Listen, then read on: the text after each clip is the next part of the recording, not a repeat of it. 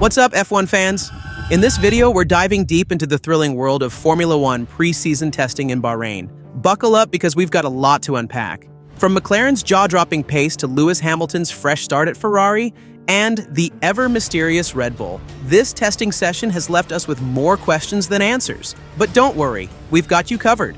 By the end of this video, you'll know exactly which teams are looking strong, which ones are hiding their true pace, and what to expect when the lights go out in Melbourne for the first race of the season. So stick around, because this is going to be one wild ride. The big story, McLaren's dominant. Let's start with the team that's got everyone talking, McLaren. If you thought their resurgence last year was impressive, wait until you hear this. Over the 3 days of testing in Bahrain, McLaren didn't just look good. They looked scary good. And no, this isn't just hype. The numbers don't lie. During race simulations, Lando Norris was in a league of his own. On the second day, he went head-to-head with Ferrari's Charles Leclerc and Mercedes' Andrea Kimi Antonelli. The result? Norris would have won that race by over 30 seconds. Yes, you heard that right, 30 seconds. On average, he was more than 0.5 seconds per lap faster than his rivals. That's not just a gap, that's a chasm. But it wasn't just Norris. His teammate, Oscar Piastri, also showed strong pace during his race simulation on the final day. Piastri was consistently quicker than Mercedes' George Russell, averaging 0.2 seconds per lap faster. While that's not as dominant as Norris's performance, it's still a clear indication that McLaren has the edge over their rivals when it comes to race pace. Now, here's the kicker. McLaren's advantage seems even more pronounced over a full race distance than over a single lap. That's a huge deal because, as we all know, races aren't won in qualifying, they're won on Sunday. And if McLaren can maintain this kind of performance, they could be the team to beat in 2024. But before we crown McLaren as champions, let's not forget the usual testing caveats. As McLaren team principal Andrea Stella pointed out, the cool and calm conditions in Bahrain might have played into their hands. The track's slow corners and traction-heavy layout don't typically suit McLaren's car, so their pace here could be even more impressive than it seems. Imagine what they could do at a track like Melbourne, which is much more suited to their strengths. Scary thought, right? Hold on. Did you know that 99% of you watching right now aren't subscribed? If you enjoy my content and want to see more, please hit that subscribe button. It takes just a second, but it means the world to me and helps keep this channel going. Join the family and let's grow together. Now back to the story.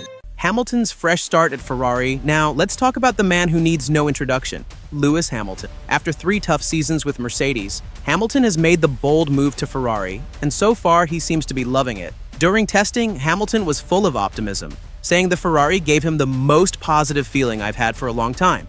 That's a big statement from a 7-time world champion. Hamilton's integration into the team has also gone smoothly. He spent a month embedded in Italy before testing, and it seems to have paid off. He said, "I feel like we've built a really good foundation," but he also acknowledged that the competition looks fierce, especially with McLaren and Red Bull showing strong pace. However, Hamilton's testing didn't end on a high note. He stopped running early on the final day, and a planned race simulation didn't happen. That leaves us with some unanswered questions about Ferrari's true race pace. Charles Leclerc did mention that their race run against Norris was crucial in understanding where they're lacking, but he also pointed out that the inconsistent weather in Bahrain made it harder to draw clear conclusions. So, while Hamilton seems happy with the car, we'll have to wait until Melbourne to see if Ferrari can truly challenge the likes of McLaren and Red Bull. One thing's for sure, Hamilton's move to Ferrari has added an extra layer of excitement to the 2024 season. The Red Bull mystery. Red Bull, the team that dominated last year with Max Verstappen securing his 4th consecutive driver's title. But this year, things are a little mysterious. During testing, Red Bull didn't do a full race simulation, and Verstappen didn't even attempt one. That's left everyone guessing about their true pace. What we do know is that Verstappen looked quick during a short 7-lap stint on Friday. His pace was comparable to Norris's race simulation from the day before. But here's the catch. Verstappen's fuel load and engine settings during that run are unknown, so it's hard to draw any definitive conclusions. What's more concerning for Red Bull fans is that the car didn't look entirely comfortable. Verstappen was visibly fighting it at times, with the car lacking front grip in some corners and rear grip in others. Sound familiar? It's reminiscent of the issues Red Bull faced during their struggles last year when Verstappen described the car as disconnected. He even had a spin at turn 1 during testing. It's never a good. Red Bull spent a lot of time experimenting with new parts, including a new front wing design. But by the end of the day, Verstappen had reverted to the original front wing, suggesting that the upgrades didn't deliver the expected improvement. Technical director Pierre Vache admitted that the team isn't entirely happy with how the car is performing, but he remains optimistic that they're heading in the right direction. So, where does that leave Red Bull? It's hard to say. They're clearly not showing their full hand, but the signs of struggle are there. Could this be the year that McLaren or Ferrari finally dethrone the reigning champions? Only time will tell. The midfield battle. Now let's shift our focus to the midfield because this is where things get really interesting. Williams had an eye-catching test with Carlos Sainz setting the fastest lap of the entire session during a qualifying simulation. Alex Albon also looked strong, ending the final day third quickest. But before we get too excited, let's remember that testing times can be misleading. According to Williams team boss James Vowles, the midfield is going to be incredibly tight this year. He believes the top 4 teams, McLaren, Red Bull, Ferrari, and Mercedes, will still be ahead, but the battle behind them is anyone's game. Vowles said, "If I'm getting it right, 0.1 seconds separates a lot of us. That's how close it's going to be." Aston Martin, on the other hand, had a quiet test, but don't count them out just yet.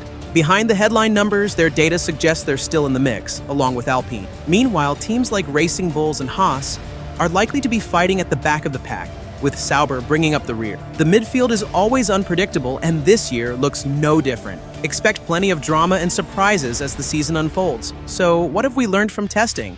McLaren looks like the team to beat, Ferrari is giving Hamilton hope, Red Bull is playing it coy, and the midfield is as tight as ever. But remember, testing is just that, testing. The real story will unfold when the season kicks off in Melbourne. Who do you think will come out on top? Will McLaren continue their dominance, or will Red Bull bounce back? Can Hamilton and Ferrari challenge for the title?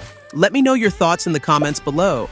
If you enjoyed this video, don't forget to hit that like button, subscribe to the channel, and ring the notification bell so you don't miss any of our F1 coverage. Thanks for watching, and I'll see you in the next one. Until then, keep racing. Speedway.